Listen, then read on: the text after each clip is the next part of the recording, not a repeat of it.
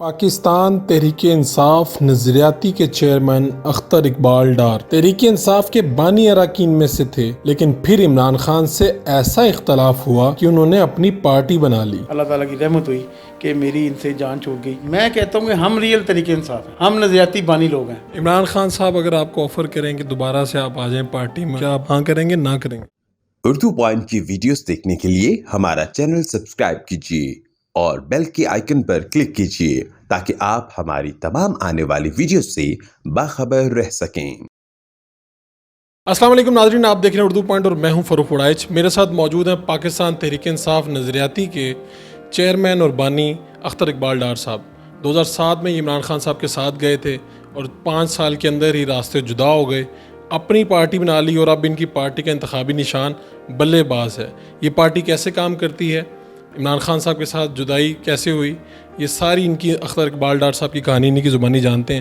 سر یہ کیا ہوا، آپ پارٹی میں گئے اور چند سالوں بعد ہی مایوس ہو کے اپنی پارٹی بنا لی؟ جب میں گیا ان کی طرف، ان کے پاس گیا تو تبدیلی کا انہوں نے نعرہ لگایا اور بہت سے لوگ جو دیکھ رہے تھے کہ کچھ چینج ہونے والا ہے، کچھ نیا ہونے والا ہے، تو میں نے بھی چاہا کہ پاکستان کی بہتری ہو، پاکستان کی مستحکم ہو، خوشحال ہو، مضبوط ہو۔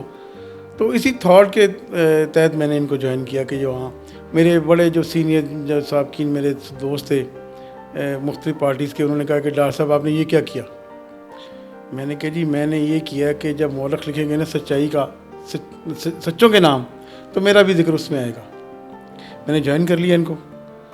تو خان صاحب کا جو باٹم لائن تھی، جو تھاٹ تھی، جو فکر تھی کہ دونس دھاندلی، گنڈا گردی اور ہارس ٹریڈنگ اور پیسے کی سیاست کو ڈسکریج کیا جائے گا، یہ مجھے بھی باتیں اپیل کی کہ شفافیت پروموٹ ہوگی اور جو نیک صالح لوگ آگے آئیں گے، تو میں نے بھی ان کو جوائن کر لیا۔ لیکن مجھے وہاں جا کے فیل ہوا کہ چند ہی سالوں میں کہ وہاں کوئی شفافیت نام کی کوئی چیز نہیں ہے۔ کیا دیکھا آپ نے ایسا جہاں سے احساس ہوا کہ شفافیت نہیں اس پارٹی میں؟ دیکھیں نا، جب آپ دیکھتے ہیں کہ آپ جو بات کہتے ہیں اس سے سٹینڈ نہیں کرتے، آپ جیسے آپ نے کہا کہ جی نیک صالح لوگوں کو پروموٹ کریں گے، آپ نے کراچی میں ایک مرتبہ جا کے کہا کہ جی وہاں ہم 30 سال کے بچوں کو، نوجوانوں کو ٹکٹ دیں گے، آزمائے ہوں کو نہیں آزمائیں گے۔ تو اس میں پھر بہت سے آزمائے ان کو انہوں نے آزمایا۔ جب 30 اکتوبر کا جلسہ ہوا مینار پاکستان کا، تو اس کی فاؤنڈیشن میں ہم لوگ تھے، بے شمار اختر اقبال ڈار جیسے لوگ تھے جو اس جلسے کی اینٹیں تھیں۔ تو اس میں خان صاحب نے موٹیویٹ کیا لوگوں کو کہ جی جو لوگ ڈس لائک کرتے ہیں پالیٹکس کو، اب فرض کریں آپ کی میل چل رہی ہے، آپ ہیپی ہیں، آپ مزے میں ہیں، ایک بندے کا بزنس چل رہا ہے، بڑے مزے میں انجوائے کر رہا ہے، اور خان صاحب کی لچھے دار باتوں اور سبز جو باغ انہوں نے دکھائے ان کو دیکھتے ہوئے وہ لوگ بھی موٹیویٹ ہو گئے، وہ لوگ بھی موٹیویٹ ہو کے آ گئے جو ڈس لائک کرتے تھے پالیٹکس کو۔ تو وہ 23 اکتوبر کا جو جلسہ تھا وہ کامیاب ہو گیا۔ جب وہ جلسہ کامیاب ہو گیا، اس کے بعد پھر لگاری مزاری اور یہ اور وہ سارے جو اب جو اس پاکستان کی معیشت کو یا پاکستان کی خزانے کو نوچنے میں لوگ تھے، وہ ان کے گرد اکٹھے ہو گئے۔ وہ کون سا پوائنٹ ہے، وہ کون سا لمحہ ہے جب آپ نے طے کر لیا کہ اب میں اس پارٹی کے ساتھ نہیں چل سکتا؟ دیکھیں، جب میں نے ان کو جوائن کیا تو اللہ کا کرم ہے، میرا کام کرنے کا طریقہ، میرا پیشن اور میری سپیڈ کام کرنے کی تگڑی تھی۔ تو بہت سے جیلس لوگ اس میں، یہ عمر چیمہ ہے، محمود رشید ہے، اور اللہ ان کو جنت نصیب کرے، ایسے رشید ہیں، وہ تو بڑے مہربان تھے، بڑے پازیٹیو مائنڈ کے لوگ بندے تھے وہ۔ تو انہوں نے خان صاحب کے کان بھرنے شروع کر دیے کہ ڈار صاحب یہ کرتے ہیں، ڈار صاحب ٹاک شوز میں جا رہے ہیں، ڈار صاحب وداؤٹ پرمیشن یہ کام کر رہے ہیں، یعنی وہ جیلسی کا ایک ایلیمنٹ تھا کہ ان لوگوں نے خان صاحب کے کان بھرے۔ اور انہوں نے ایک وہ میجر بشیر تھا آئی تھنک، اس کی سربراہی میں ایک وہ ڈسپلن کمیٹی بنائی تھی، اس میں بھی انہوں نے مجھے کال کیا۔ تو میں نے ان کو کہا کہ جی بھائی میں تو پاکستان کی بات کرتا ہوں اور مثبت صحیح سمت پیش رفت کی بات کرتا ہوں، اور جو خان صاحب کا جو ویژن ہے اس کو لے کے بات کرتا ہوں، لیکن وہ ان کے اندر ایک جیلسی کا ایلیمنٹ تھا۔ اس جیلسی کے ایلیمنٹ کے تحت انہوں نے جناب خان صاحب کے کان بھرے۔ اور احسن رشید نے کہا بھی ہے کہ خان صاحب، ڈار صاحب جیسے بندے جو ہیں، انرجیٹک بندے جو ہیں، یہ ہمیں ایسے نوجوان چاہیے، تو ان کو ہمیں ساتھ لے کے چلنا ہوگا۔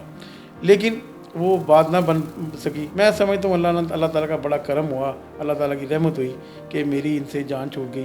اور میں سمجھتا ہوں جو آج کا سینیریو ہے, میں کہتا ہوں پاکستان تحریک انصاف کی باٹم لائن کی کیا تھی؟ دھونس داندی, گنڈا گردی, دہشت گردی, ہارس ٹریڈنگ, پیسے کی بدماشی کی سیاست کو ڈسکریج کیا جائے گا. تو آفٹر 22 ایئرس کہاں ہم آگے کہ گنڈائی پالیٹکس کرے گا, ہارس ٹریڈنگ کی پالیٹکس ہوگی, اور بدماشی کی پالیٹکس ہوگی, اور سیل پرچیز کی پالیٹکس ہوگی. تو پھر آج اگر انہوں نے آ کے نوجوان نسل کی امیدوں کا قتل کر دیا, نوجوانوں کے خوابوں کا قتل کر دیا, نوجوانوں کے پروگرام کا قتل کر دیا, تو تمام جب انہوں نے نوجوانوں کے سوچ و فکر اور خوابوں کا قتل کیا, تو میں نے سمجھا کہ میں نے بڑا اچھا ڈیسیژن کر لیا تھا. اور میں آج اسی جگہ کھڑا ہوں جو تحریک انصاف کا باٹم لائن تھی نا کہ شفافیت کو پروموٹ کریں گے, نیک صالح لوگوں کو آگے لے کے آئیں گے, میں آج بھی ادھر کھڑا ہوں. ڈاکٹر صاحب, یہ آپ کی پارٹی پہ الزام ہے کہ آپ لوگ نہ صرف پاکستان تحریک انصاف کا نام استعمال کر رہے ہیں بلکہ جھنڈے کا رنگ بھی ہو بہو وہی ہے, اور اسی طرح جب انتخابی نشان ہے ان کا بلہ اور آپ کا بلے باز ہے بڑا ملتا جلتا ہے. اس بات کو کس نظر سے دیکھتے ہیں؟ میری بات سنیں, میں کہتا ہوں کہ ہم ریئل تحریک انصاف ہیں, ہم نظریاتی بانی لوگ ہیں, ہم اسی نظریے پہ کھڑے ہیں, ہم اسی سوچ پہ, اسی فکر پہ, اسی نقطے کو لے کے, اسی لائن کو ٹو کرتے ہوئے ہم آگے بڑھ رہے ہیں. تو ہاؤ دے کین سے کہ جی یہ ہم نے جھنڈا لے لیا, یہ جھنڈا تو ہمارا ہے. ہم کہتے ہیں ہم ریئل ہیں.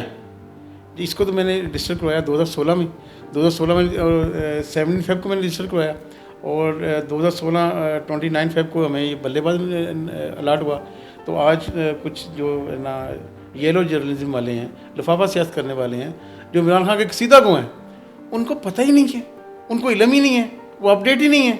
یہ پارٹی تو آپ نے 2016 میں کروا لی تھی. گوگل پہ جائیں, آپ نیٹ پہ جائیں, آپ یوٹیوب پہ جائیں, آپ الیکشن کمیشن کی ویب سائٹ پہ جائیں, ان کو ہوش ہی نہیں ہے کہ وہ کس پیرائے میں بات کر رہے ہیں. وہ اگر انہوں نے قصیدہ کو ہی کرنی ہے عمران خان کی, تو جا کے لفافہ لیں اور عمران خان کی پارٹی جوائن کر لیں. وہ کہہ رہے ہیں کہ یہ راتوں رات الیکشن کمیشن نے اس کو رجسٹر کر دیا, راتوں رات جناب جھنڈا الاٹ ہو گیا, راتوں رات بلے باز الاٹ ہو گیا. How it is possible? راتوں رات کیسے ہو سکتا ہے؟ وہ میرے پہ بھی الزامات لگا رہے ہیں اور الیکشن کمیشن پہ بھی انگلیاں اٹھا رہے ہیں. ہم ان کو اس کو ہرجانے کا نوٹس بھیجنے جا رہے ہیں, اور وہ ہمیں ایکسکیوز کرے گا, سوری کرے گا, ورنہ اس کو ہمارے 20 کروڑ کا ہرجانے کا اس کو نوٹس دیں گے, وہ پے کرے گا. الیکشن کمیشن میں بھی ہم اس کے خلاف اپلیکیشن دینے جا رہے ہیں کہ اگر آپ کو پتہ نہیں ہے تو آپ اتنی بڑی بڑی باتیں کیوں کرتے ہیں, ہوا میں کیوں ایسی باتیں کرتے ہیں آپ, قصیدہ کوئی میں آپ اتنے آگے نکل جاتے ہیں. آپ 2018 کے جنرل الیکشن میں آپ لوگوں نے اپنے کینڈیڈیٹ کھڑے کیے تھے, کتنے کیے تھے, رزلٹ کیا آیا؟ دیکھیں جی, اللہ تعالیٰ کا کرم تھا کہ 2018 میں 2016 میں رجسٹرڈ ہوئے, آفٹر 2 ایئر آگے الیکشن آ گئے, تو ہم نے 35 جو کینڈیڈیٹ تھے ہمارے اپیئر ہوئے. اگر تحریک لبیک نہ ہوتی تو ہمارا 100 کے کراس نمبر کر جاتا. کوئی ہمارے معاشی معاملات تھے, ابھی اتنی اویئرنیس نہیں تھی, اتنے کوئی لوگ ہمیں جانتے نہیں تھے. اسی دوران جناب میں بڑا آپ کو انفارمیشن دینے لگا ہوں کہ تحریک انصاف کے جو سینئر لوگ تھے نا, جیسے کہ انہوں نے تذلیل کی ہے نا, جسٹر بجی کی تذلیل کی, اور جسٹر بجی کی تذلیل کیسے کی ہے انہوں نے, اس پارٹی کا نام ہی انصاف ہے. تو انہوں نے وہ جو انٹرا پارٹی الیکشن تھا, انٹرا پارٹی الیکشن کے اوپر انہوں نے پوائنٹ کیا کہ آپ چیک کریں, انہوں نے کہی ترین اور جو علیم کی جو فالٹی ہیں. تو عمران خان نے جو جسٹس کو, جو جج صاحب تھے, ان کو جناب نکال دیا, اور جو فالٹی تھے ان کو دائیں بائیں بٹھا لیا.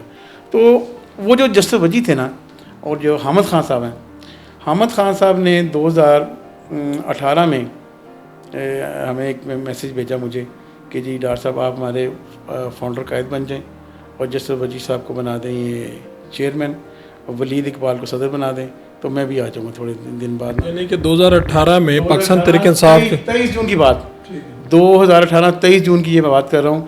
30 جون کو ٹکٹس فائنل ہونے جا رہے تھے, تو انہیں ایک مجھے میسیج دیا.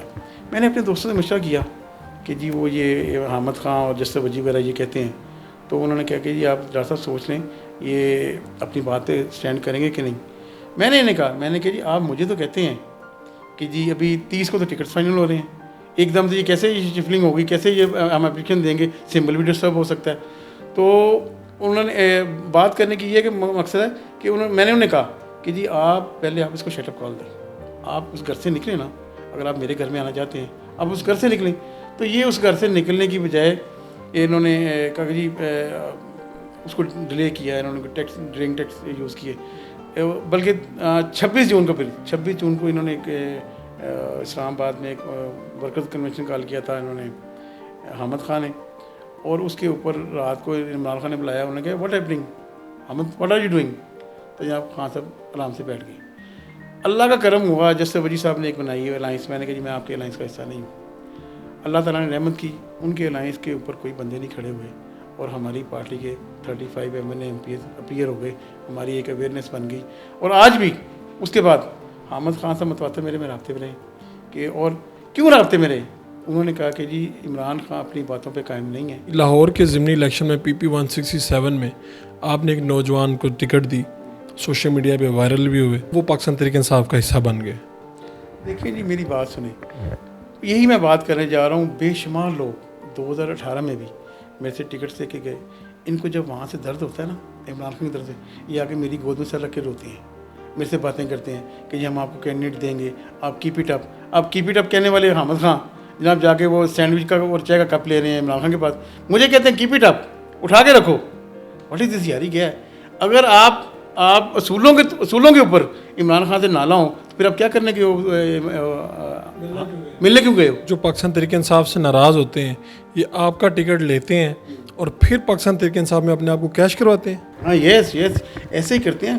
لیکن 2018 میں تو ہم نے لوگوں کو پہچانا نہیں کہ 2018 میں ہم سے لوگ ٹکٹ لے گئے.